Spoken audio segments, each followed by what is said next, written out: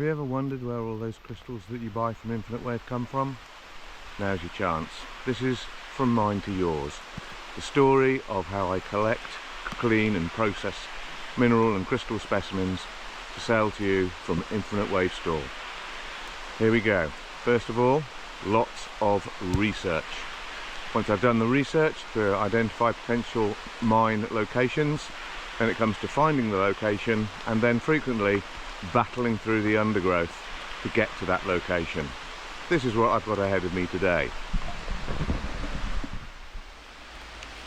Let's go.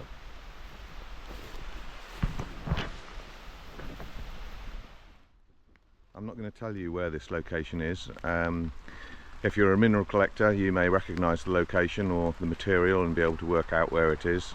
Please don't make it public. We all work very hard to find these locations and share them between close mineral collecting friends. For those of you who would like to go mineral collecting, I suggest that you do your own research, find your own locations, or best of all, meet some local mineral collectors who will take you under their wing and show you the ropes. Good luck. So this is the length I have to go through, battling through the undergrowth in the pouring rain. I must be mad. Oh, lordy. Okay, so this is the spot I'm going to have a look at today.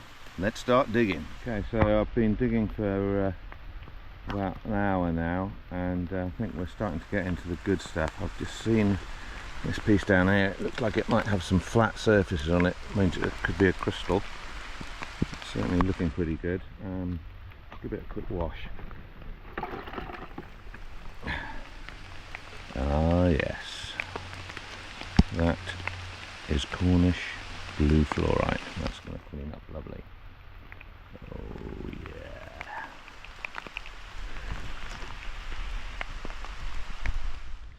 Well, I did about 2 hours digging, hard work.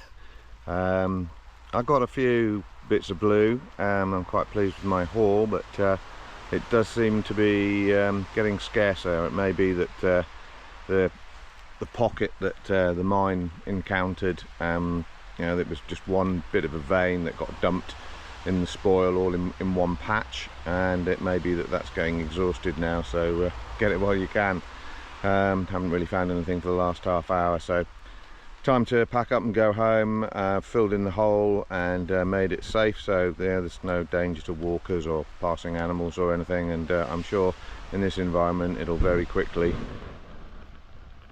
be hard to see that I've ever even been there. So there we go, hole filled and covered up, and here's the haul. So that's what we've got from today.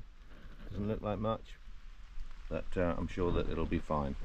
Now I've just got to battle my way through the coarse jungle back to Giovanni. Next thrilling episode in the workshop. Let's see how it all cleans up. Hello, and now it's time to clean those specimens. Okay, so here we have the specimens collected, looking pretty grubby, and here is my tool of choice, a nice Bosch jet wash. So we're going to clean them up with that now.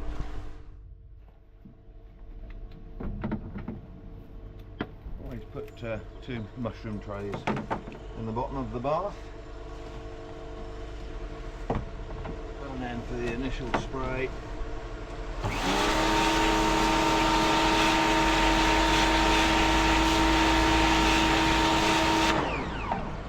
and then for more detail,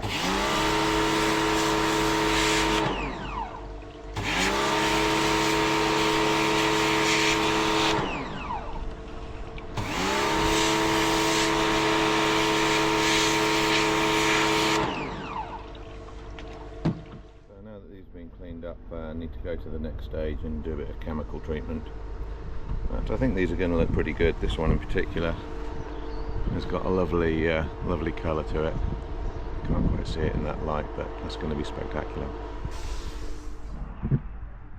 Okay, so here I am all dressed up in my PPE with my face visor, my big gloves, my PVC apron and my wellies, all ready to treat these specimens to a little bit of the acid treatment. So what I'm going to be using today is some phosphoric acid, and I'll be leaving the specimens to soak overnight, and we'll see what they look like in the morning. Okay, so here I am, all dressed up in my PPE with my face visor, my big gloves, my PVC apron and my wellies, all ready to treat these specimens to a little bit of the acid treatment. So what I'm going to be using today is some phosphoric acid, and I'll be leaving the specimens to soak overnight, and we'll see what they look like in the morning. Here we go. So this is the acid that we're going to be using, the phosphoric acid, then our specimens, and then a pot with a net in it. And the reason for having a net is that when the treatment is finished, I can suspend the net above the bowl and let all the acid drain back into the bowl so I don't waste any acid. So there we are, the specimens all loaded up and ready for the acid. So there we have the specimens in the acid. You'll notice that they're in a sort of cupboard. You can see the hook above there where I'm going to hang the bag to drain the acid later, but they're in a cupboard so that no small children, dogs or anything else can get to the acid and be harmed by it.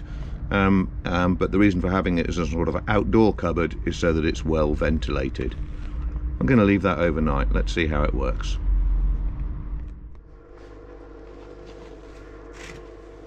Okay, so let's get the bag out. This allows us to save as much acid as possible and prevents unnecessary spillage. And then we can put the bag in there.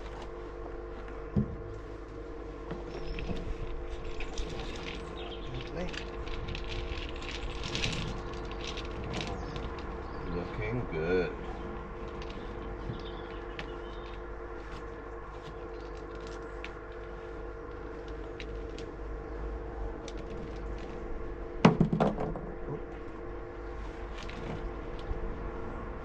That one there has got to be my favourite. Amazing. Let's get them rinsed off.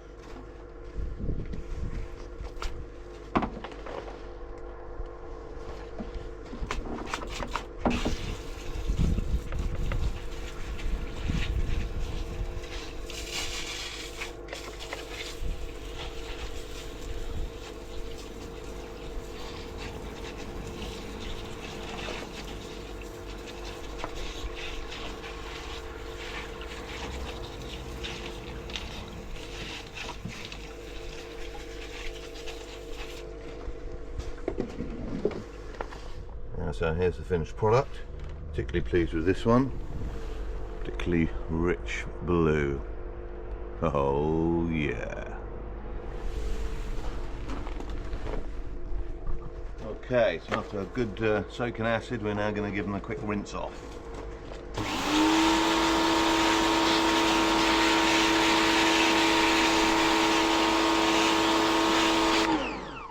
So now we've cleaned the fluorite, what we're going to do today is we're going to go from this sort of appearance, which is the rough surface, to a flat surface, and I'm going to grind that using this machine here, which is called a flat lap.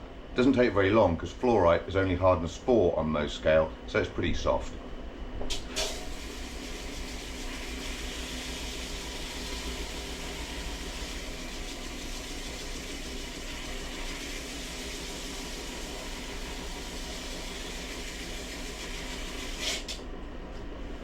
So on the 180 grit there, already we've got this. So we can see inside the crystal, it looks much better. It'll take me a while to go through a series of discs of increasingly finer grade grits, and then finally the polish, but I'll show you what it looks like at the end.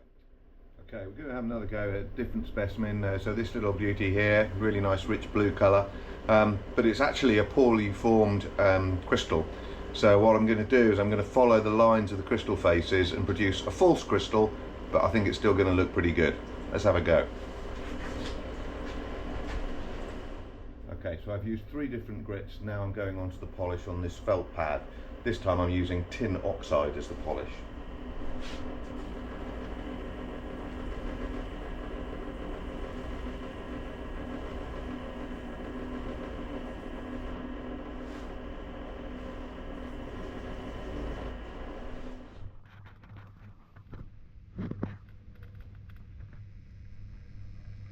So here we have the blue and yellow fluorite with nice zoning. That's come up pretty nicely. Pleased with that one. And here's the blue fluorite where I followed the cleavage planes when I was grinding it on the flat lap. Beautiful rich blue colour shown off by the light underneath it. So yeah, a good find. Happy days. Oh.